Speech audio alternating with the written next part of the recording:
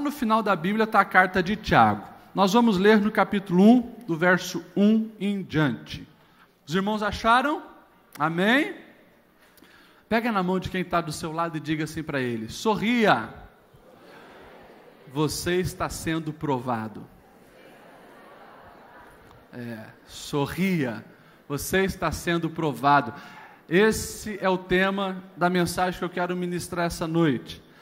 E você, antes de pensar, caramba, o pastor Lediel foi para o Egito, acho que o sol lá queimou os neurônios dele, né? Sorrir na provação, mas não é uma coisa que eu estou dizendo. Dá uma olhada no que Tiago diz. A partir do verso 1 diz assim: Tiago, servo de Deus e do Senhor Jesus Cristo, as 12 tribos dispersas entre as nações, saudações. Versículo 2: meus irmãos, considerem motivo de grande alegria o fato de passarem por diversas provações, pois vocês sabem que a prova da sua fé produz perseverança. A perseverança deve ter ação completa, a fim de que vocês sejam maduros e íntegros, sem lhes faltar coisa alguma. Se algum de vocês tem falta de sabedoria, peça a Deus, que a todos dá livremente, de boa vontade, e será-lhe concedido. Peça, porém, com fé, sem duvidar, pois aquele que duvida é semelhante à onda do mar, levada e agitada pelo vento. Não pense tal pessoa que receberá alguma coisa do Senhor, pois tem mente dividida e é instável em tudo o que faz. O verso 12, olha o que diz o verso 12: feliz é a pessoa, ou feliz é o homem, que persevera na provação, porque depois de aprovado receberá a coroa da vida que Deus prometeu aos que o amam. Amém? Irmãos, quando nós falamos de prova, de provação, eu pelo menos, quando estava na escola, quando era criança, adolescente, eu odiava a prova. Né? Quando era ainda prova de matemática, de física, de química, a gente já tinha um embrulho no estômago durante o dia, né? Nem dormia direito pensando nessas provas. A provação continua na nossa vida, na nossa existência. Lá na escola testa conhecimento. Durante a vida vai testar outras coisas. Hoje mesmo eu estava conversando no aconselhamento pastoral, orientando uma pessoa que chegou dizendo: pastor, estou passando numa provação muito grande, porque o meu namorado me deixou e algumas semanas depois ele já estava com outra, eu estou indignado, estou perdido, minha faculdade já começou a ir por água abaixo, não estou nem conseguindo trabalhar, e assim por diante. Ou seja, trouxe uma provação da vida e reconheceu que não estava conseguindo lidar com aquilo. E esse versículo, até mandei para alguns irmãos hoje, o verso 12, chega a dizer que feliz é a pessoa que persevera na provação, porque depois de aprovado, receberá a coroa da vida. E o verso 2, que a gente leu ali: considerem motivo de grande alegria passar por provação. Antes de a gente olhar esse versículo, precisamos entender quem que está escrevendo. Quem está escrevendo é o Tiago. Alguns pensam que esse Tiago é aquele Tiago discípulo de Jesus. Jesus tinha os 3 mais perto, né? O Pedro, o Tiago e o João. Mas não, o Tiago, discípulo de Jesus, ele é o primeiro discípulo a ser morto. Então ele morre já bem logo depois da ressurreição de Cristo. O Tiago que nós estamos falando, essa carta foi escrita depois do ano 44. Esse Tiago era o irmão de Jesus. Jesus teve alguns irmãos. Nós sabemos que teve esse Tiago, provavelmente depois Jesus era o mais velho. Jesus teve um irmão chamado Judas. Esses meninos, eles cresceram com Jesus, e quando Jesus estava com 30 anos, Jesus era provavelmente o homem da casa até os 30 anos, porque é bem provável que o José havia morrido. Pastor, como que você sabe disso? Porque quando Jesus vai fazer o seu primeiro milagre, registrado lá em João 2, nós vamos ver que O escritor diz que Jesus foi convidado e a mãe de Jesus foi convidada. Só que nenhum escritor daquela época colocava a mulher sem falar do marido. José não aparece. José, a última menção dele é quando Jesus tinha 12 anos e eles levam ele ao templo. Depois, provavelmente nesse inteirinho, José morreu, Jesus assume ali o papel de homem da casa e Jesus ajuda a educar esses meninos que estavam crescendo com ele, que eram adolescentes e assim por diante. Provavelmente o Tiago junto.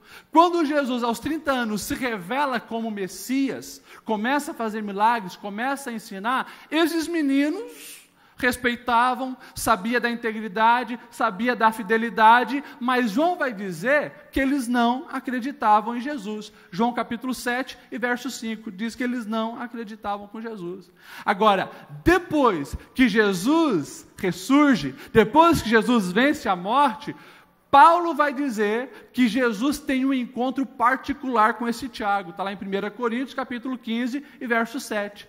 Esse Tiago, quando tem um encontro com Cristo ressurreto, ele se torna um dos mais fervorosos seguidores de Jesus, a ponto dele ser um dos discípulos principais depois na igreja primitiva. É chamado de uma das colunas da igreja juntamente com Pedro. Gálatas 2 e 9. Esse, então, é quem escreve agora essa carta, uma carta muito prática, ensinando a igreja de Cristo a respeito de muitas coisas.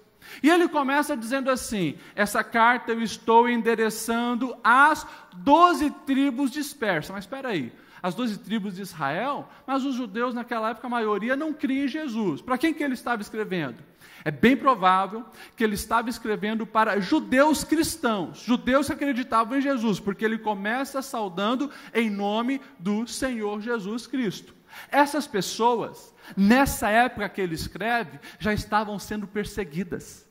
Muitos deles foram expulsos de Jerusalém, expulsos das suas cidades, expulsos das suas casas, tiveram que abandonar tudo para poder sobreviver por amor a Cristo. Então agora Tiago está escrevendo para eles e Tiago fala algo que parece maluquice. Como nós lemos no verso 2, meus irmãos, considerem motivo de grande alegria o passar por diversas tribulações ou provações, na versão que nós lemos. Pastor, Tiago bateu a cabeça, então qual o problema dele? Tiago estava dizendo que a gente precisa ficar feliz, comemorar quando alguma coisa ruim acontece? Puxa, eu perdi o emprego, uau, vamos fazer uma festa. Eu bati o carro, vamos celebrar. Meu casamento está indo por água abaixo, dia mais feliz da minha vida, é isso? Não, vai além disso. Tiago, ele está dizendo que, quando as provações chegam na nossa vida, nós não precisamos desanimar, nós não precisamos andar cabisbaixo, nós não precisamos nos frustrar. Por quê? E aí ele vai dizer o porquê. Porque todas as provações daqueles que estão em Cristo têm um propósito, ou seja, aqui ele já mostra que não é maluquice. Há um sentido lógico para nós estarmos tranquilos, alegres, quando as provações chegarem na nossa vida. Por quê? Porque eu sei o propósito por trás dessa provação. E o primeiro propósito, ele vai deixar bem claro, olha só o verso 3, pois vocês sabem que a prova da sua fé produz perseverança. A prova da escola de matemática que eu fazia era para testar o meu conhecimento em matemática. E na minha época eu não sabia nada, né? Era reprovado, tinha que fazer de novo. Na vida, Tiago está deixando bem claro, chega tribulações e provas na nossa vida para testarem a nossa fé, ou seja, ele está dizendo que na hora que o problema bate na sua porta, você mostra na íntegra no que você acredita. Quando o problema bate na sua porta, quando a crise chega, quando a provação está presente, você revela no que você crê. Lá em Reis, 2 Reis capítulo 6, nós vamos ver que Israel está em guerra com o povo da Síria. O rei sírio está indignado, por quê? Ele arma uma emboscada nesse caminho e o povo de Israel passa por lá. Ele arma uma emboscada deste lado, o povo de Israel passa para lá. O rei da Síria fica indignado, coloca o pelotão. Quem é o X9? Quem é que está entregando a gente? Eles, na hora, falam, não é nenhum de nós. Lá em Israel tem um profeta Eliseu. Tudo que você pensa, você fala até no seu quarto, ó rei. Ele sabe, o Deus deles revela. Vamos pegar esse camarada. Montam um exército, vão na cidade de Dotã, onde estava Eliseu. Exército cerca. De manhã cedo, o servo de Eliseu acorda, lava o rosto, abre a porta e quando ele vê, tem um exército enorme de sírio, cercando eles, pronto para matar. Ele fecha a porta e volta correndo para dentro e diz, ferrou, morremos, já era. Eliseu, vamos se despedir porque o exército veio te matar, e veio matar a mim também, já era. Olha só, revelou a fé dele em quê? Em nada. Mas Eliseu, que tinha fé no seu Senhor, foi lá, olhou para fora e disse, descansa, está tudo bem. Como descansa, está tudo bem? Você não está vendo esse exército inimigo? Eliseu faz uma oração que revela no meio da crise aonde estava a sua fé. Deus, por favor, abre os olhos desse moço. E os olhos espirituais daquele moço são abertos. Quando ele olha para fora, ele consegue ver que o exército de Deus era muito, muito, muito maior que o exército inimigo. Crise, a fé de Eliseu estava ativa. A fé de Geazi estava para baixo. Na crise, na provação, revela no que nós cremos. Nós vamos ler, por exemplo, a oração de Abacuque. Lá em Abacuque capítulo 3, Abacuque foi um profeta que viu Jerusalém ser cercada, viu Nabucodonosor destruir Jerusalém, viu o rei Nabucodonosor da Babilônia levar o povo cativo para a Babilônia, e ele se lamenta, ele chora, mas no fim de tudo, a sua oração revela aonde estava a sua fé. Ele vai orar assim, mesmo que a figueira não floresça, não havendo fruto na videira, faltando safra de azeitona, não havendo produção de alimento nas lavouras ou ovelhas no curral, eu me alegrarei no meu Deus, o Deus da minha salvação, Ele é o meu soberano. Nós podemos contar a história de Davi, de Daniel, de tantos outros, que no momento da crise, sabiam em quem confiava. Um dos propósitos da provação é revelar se a tua fé está alicerçada. Quando nós olhamos a parábola de Jesus, a parábola do semeador, onde ele diz que o semeador saiu a semear e jogou várias sementes. Umas caíram ali no caminho e os passarinhos pegaram. Uma caíram nos espinhos, os espinhos sufocaram. Umas caíram aonde tinha pedregulhos, e olha só, quando Jesus vai aplicar, se caíram pedregulhos, Lucas 8:13, olha o que ele diz, aqui caiu sobre os pedregulhos, sobre as pedras, são o quê? As pessoas que ouvindo a palavra recebem com alegria, esses não, mas não têm raiz, eles creem apenas por algum tempo, e na provação desistem e se desviam.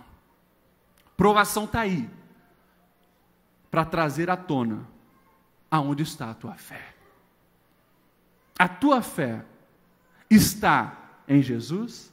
Se a tua fé estiver em Jesus, você consegue passar pela provação de cabeça erguida, firmado na rocha.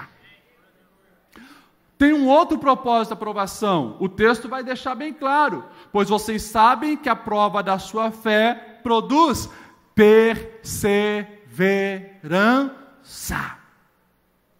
Eu já preguei sobre perseverança e disse, é a virtude de toda, é a rainha de todas as virtudes, porque você pode ter todas as virtudes, ser amoroso, ser humilde, ser paciente, mas se não tiver acompanhado da perseverança, vai ser uma roda gigante, um dia está bem, um dia está mal, um dia é paciente, outro dia não é, um dia é amoroso, outro dia não é, tem que acompanhar a perseverança com todas as outras virtudes, é a rainha de todas. E a perseverança é que nos leva a desfrutar a bênção do Senhor. Só que eu desenvolvo perseverança como? Como que nós aprendemos todas as habilidades da vida? Aprende-se a orar? Orando. Aprende a ser paciente? Pescando. Por isso que eles falam para quem está estressado, né? Vai pescar. Por quê? Porque lá ele vai pescar, ele vai ter que exercer muita paciência, porque não dá peixe. Quer ver quando você vai pescar com o pastor Ricardo, que é pé frio? Não dá nada. Você fica olhando a água, olhando a natureza, silêncio, está exercendo a paciência, consequentemente, está se tornando paciente. Tudo na vida nós aprendemos fazendo. Como que eu vou aprender a ser perseverante se não tem nada que exige que eu seja perseverante? Se as coisas chegam fácil, se eu não preciso lutar, batalhar, ir atrás, não desistir. Então, Tiago já deixa bem claro algo que é lógico na vida. Quando vem provações, não desanima, é para vocês continuarem persistindo. Vai na luta, não pare. Quantos exemplos nós temos na Bíblia de perseverança? Se lembra da mulher Ciro-fenícia, a mulher lá em cima, na Síria, chamada de também mulher cananeia, uma filha há tempos endemoniada. Ela ouve que Jesus chegou na sua cidade. Ela desesperada vai atrás de Jesus. Jesus, filho de Davi, tem misericórdia da minha filha que está terrivelmente endemoniada. Jesus nem dá bola para ela. Jesus, filho de Davi, tem misericórdia da minha filha que está terrivelmente endemoniada. Jesus não dá bola para ela. Os discípulos começam a cutucar Jesus. Por favor, Jesus, manda essa mulher embora. Olha, nós viemos descansar, nós viemos orar, nós viemos aqui ter uma reunião pessoal nossa dos discípulos. Essa mulher está chamando a atenção. Jesus se volta para aquela mulher e diz: mulher, não é certo pegar o pão dos filhos e lançar aos cachorrinhos. Ou seja, eu vim para os judeus, você não é judia. Jesus estava testando a fé dela, mas ela foi perseverante. Senhor, eu sei, mas até os cachorrinhos comem das migalhas que caem da mesa dos filhos. Oh, mulher, grande é a tua fé, vai, que a tua filha está liberta. Essa mulher perseverou, mesmo Jesus aparentemente sendo duro com ela. Perseverou e a vitória veio. As provações servem para te lapidar, te fazer uma pessoa perseverante. E olha só a continuação do versículo 4. Perseverança deve ter ação completa, a fim de que vocês sejam maduros e íntegros, sem lhe faltar coisa alguma. Fala para quem está do seu lado, você precisa amadurecer.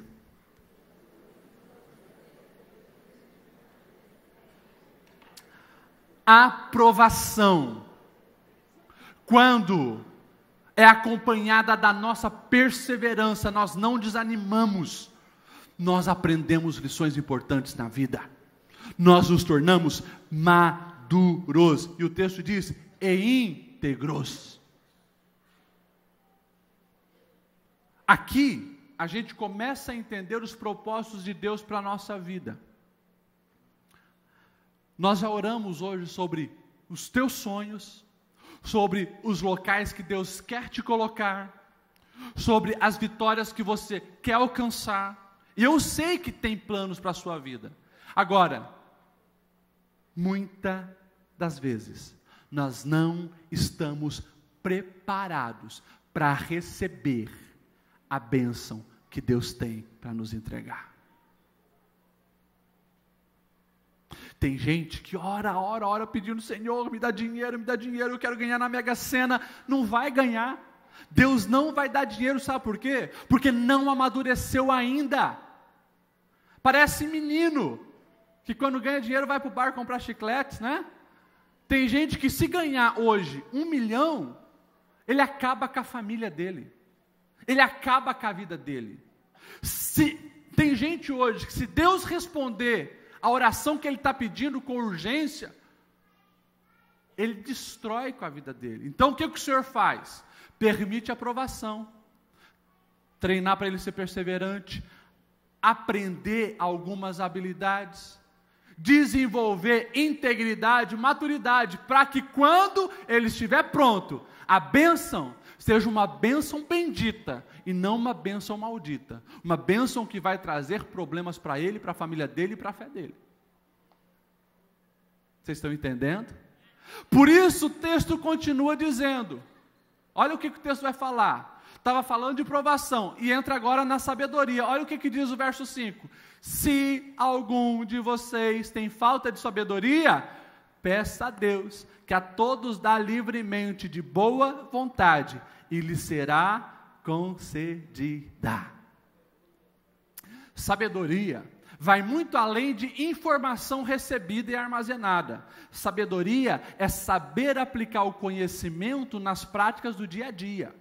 É por isso que você vai ver doutores que não são sábios, gênios que são uma enciclopédia, são neófitos nos relacionamentos, perderam já alguns casamentos, não têm o respeito dos filhos, não têm um amigo verdadeiro, gênios que não são sábios. E você vai ver pessoas analfabetas que ainda não aprenderam o ABC e não conseguem decifrar as letras, mas são extremamente sábios. Têm o respeito do filho, respeito da sociedade, são fiéis ao Senhor, admirados por onde passam. Por quê? Tem sabedoria. O Senhor, Ele está dizendo, através da boca, da escrita de Tiago, quem não tem sabedoria, peça a mim, peça a Deus, que dá liberadamente. Agora, o texto diz que todos vão receber sabedoria? Não. Olha o que o texto diz. Peça, mas peça com fé. Peça com fé. Como que nós pedimos sabedoria ao Senhor? Qual é a nossa ferramenta de diálogo com Deus? Oração. É por isso que lá atrás, Salomão ele vai dizer que o temor ao Senhor é o princípio da sabedoria. Tem gente querendo adquirir sabedoria hoje, desprezando o relacionamento com Deus. Isso não vai dar certo. Não vai chegar a lugar nenhum. Agora, quando se tem fé, pede sabedoria, tem intimidade na oração, Deus responde. E daí, Tiago vai dizer algo que já acontece muito hoje. Tem um monte de gente achando que pedir sabedoria a Deus é um passe de mágica. Olha o que ele diz, verso 6. Peça, porém, sem duvidar, pois aquele que duvida é semelhante à onda do mar, levada e agitada pelo vento. Você já parou para olhar o mar? Vem a onda, daqui a pouco volta, some. Pessoas inconstantes, uma hora tão, uma hora não tão. Olha o que ele diz no verso 7. Não pense tal pessoa que receberá coisa alguma do Senhor, pois estes têm mente dividida e é instável em tudo o que faz. Deus, me dá sabedoria, porque eu quero conquistar aquela mulher. Daqui a pouco, Deus, me dá sabedoria, porque eu quero aprender a viver sozinho. Pessoas estáveis. Um dia quer, um dia não quer. O Senhor diz, esse tipo de pessoa não vai receber a sabedoria divina, porque são pessoas que ainda não têm, não são estáveis, pessoas que não sabem nem o que quer, pessoas que vivem um relacionamento com Deus de aparência, pessoas que chegam, Deus me dá isso, me dá aquilo, mas nem estão de fato orando com o coração. Então Tiago ele está dizendo, não adianta. Quem quer receber sabedoria divina, luz na caminhada, discernimento para as escolhas do dia a dia, peça com fé. É lá no relacionamento com Deus, é lá no joelho dobrado, é lá no quarto trancado, clamando, buscando, desejando. E daí a gente começa, voltando lá atrás, fazer uma ponte. Por que Salomão pediu tanta sabedoria? Porque Salomão, no capítulo 4 de Provérbios, ele fala que o meu pai me ensinou a pedir sabedoria, e que amarre ela no seu coração, busque com toda a diligência e alma. E a gente, olhando para o pai de Salomão, Davi, alguém que tinha intimidade com o Senhor, alguém que orava, alguém que sabia que aos pés do Senhor é a fonte da sabedoria. Você está entendendo o recado de Deus? Nós precisamos entender então essas duas grandes verdades, para nós conseguirmos, diante de uma tribulação, diante de um problema, ter o coração em paz e vivermos vidas constantemente abençoadas. Primeiro, entender o propósito da bênção, e segundo, entender que a sabedoria divina é que nos faz enxergar um futuro glorioso, mesmo a circunstância momentânea parecendo desfavoráveis. E o final, como nós lemos ali o verso 12, feliz o homem que persevera na provação, porque depois de aprovado, receberá a coroa da vida, que Deus tem para aqueles que o amam. Pastor, o que o senhor então quer que a gente leve dessa mensagem?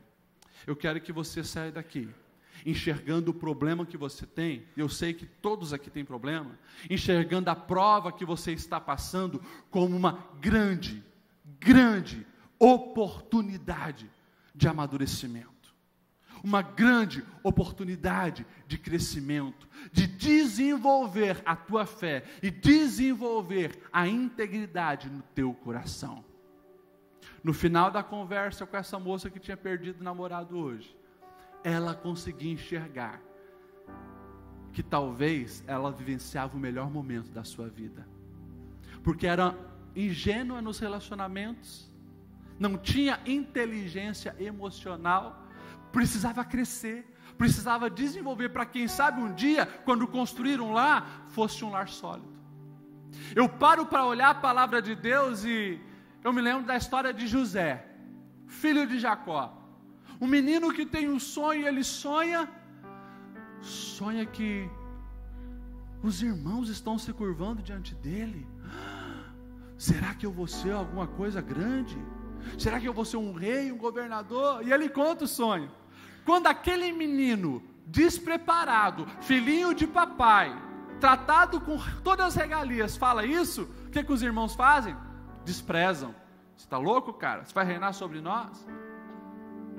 Ele é vendido pelos irmãos, e daí começa as provações, escravo no Egito, enganado pela esposa de Potifar que calunia ele, olha as provas, jogado no cárcere, na masmorra, esquecido pelo amigo que ele interpreta o sonho. O tempo vai passando, o menino vai aprendendo com as provações. No tempo certo, é chamado perante o rei do Egito, Faraó, se torna governador do Egito. Os anos de fome chegam, e quem que aparece lá no Egito? Os irmãos. Aquele que quando ele era um menino desprezado, desprezível, sem aparência, nunca acreditavam que o sonho deles realizaria. Porque eles olhavam e viam que aquele menino não tinha preparo nenhum para ser governador. Só que agora, quando eles chegam lá, eles não reconhecem José. José era um homem poderoso. José era um homem preparado. José era aquele quem administrava todo o reino do Egito. Eles não conseguiram fazer a assimilação até o momento que José se revela e diz: eu sou aquele que lá atrás vocês venderam como escravo. Como que aquele menino se tornou esse cara imponente, poderoso, com uma capacidade absurda de administração? Provação atrás de provação, lapidação atrás de lapidação. A gente gosta de falar da vida de José, quando ele está com o cetro na mão, governando o Egito. Mas talvez a gente nunca parou para pensar quantas lágrimas derramaram-se nesse processo, quanto choro, quanto momento de solidão, quanta oração diante do Senhor. Mas a provação foi bem aproveitada. José foi aprovado e o Senhor cumpriu os propósitos na vida dele. Eu quero que você se coloque em pé. Eu quero que você entenda algo nesta noite. Talvez com a mentalidade que você está hoje, você não vai ver acontecer aquilo que Deus tem reservado para você. E a provação está aí, o problema chegou. O que você está fazendo com ele? Você está blasfemando de Deus? Você está reclamando da vida? Você está apenas murmurando e dizendo: minha vida é só problema, Deus se esqueceu de mim. Ninguém me ama, ninguém me quer. Ó vida, ó céus. Ou você vai dobrar o seu joelho e pedir: Senhor, me dá sabedoria para lidar com esse problema. Lapida o meu coração. Me ensina a ser melhor. Me prepara para mim desfrutar dos teus sonhos e projetos para a minha vida. E Deus vai fazer. Porque quem ora com fé, quem pede, Ele dá. O Senhor está te preparando para uma grande vitória. Se você reprovar na prova, ela vai continuar até que você seja aprovado. Portanto, não negligencie a busca pela sabedoria. Aprenda, supere, seja perseverante, e o Senhor vai te abençoar. Coloca a mão no teu coração e eu quero orar por você. Deus, eu sei que essa palavra teve endereço. Eu sei que essa palavra era para algumas pessoas que estão aqui nessa noite, que precisavam, Senhor, aprender um pouco mais a respeito das provas e provações que nós enfrentamos. Faz-nos entender, Senhor, que em cada dificuldade há uma oportunidade de crescimento. Faz-nos entender, Senhor, que diante de cada provação há uma lição a ser aprendida, e que nós venhamos entender que seremos aprovados e receberemos a recompensa quando estivermos maduros, íntegros, preparados para receber aquilo que tu projetaste para a nossa vida. Tira, Senhor, todo engano e confusão das nossas mentes e nos enche de sabedoria divina, para que nós venhamos tomar as decisões certas, também no momento da crise. Nós pedimos a tua bênção, Senhor, em nome de Jesus.